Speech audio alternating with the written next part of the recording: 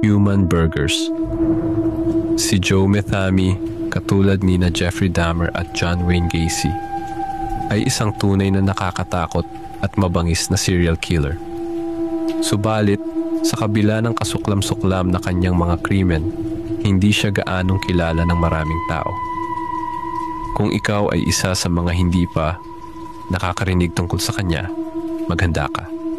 Sapagkat ang kanyang mga ginawa ay talagang nakakagulat at nakakapangilabot.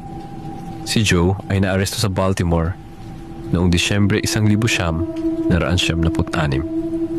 Noong panahong iyon, alam ng mga pulis na siya ay responsable sa hindi bababa sa 3 pagpatay. Ngunit, matapos siyang mahatulan sa mga pagpatay na ito, sinabi niya ang totoo. Inamin niya na pumatay siya ng hindi bababa sa 10 tao. Higit pa rito, inamin din niya na siya ay isang kanibal at ibinenta niya ang mga bahagi ng kanyang mga biktima sa mga hindi unsuspecting na customer ng kanyang burger stand. Ginawa ni Joe ang karne ng kanyang mga biktima at hinalo ito sa baboy o baka, o kaya naman ay ginamit niya ito ng diretsyo. Ang nakakagulat, ayon kay Joe, walang ni isang customer ang nakapansin ng kakaiba sa lasa ng kanyang mga burger. Sinabi pa niya na walang nakakatikim ng pagkakaiba sa pagitan ng ordinaryong burger at ng kanyang espesyal na recipe.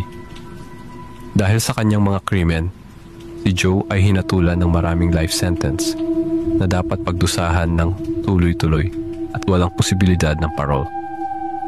Subalit, simula nang maaresto, paulit-ulit niyang hiniling na bigyan siya ng death sentence. Sa isang interview, sinabi ni Joe sa press na ang tanging pinagsisisihan niya ay ang pagkahuli sa kanya bago niya napapatay ang 2 tao na talagang gusto niyang mamatay. Ang kanyang ex-girlfriend at ang lalaking pumalit sa kanya.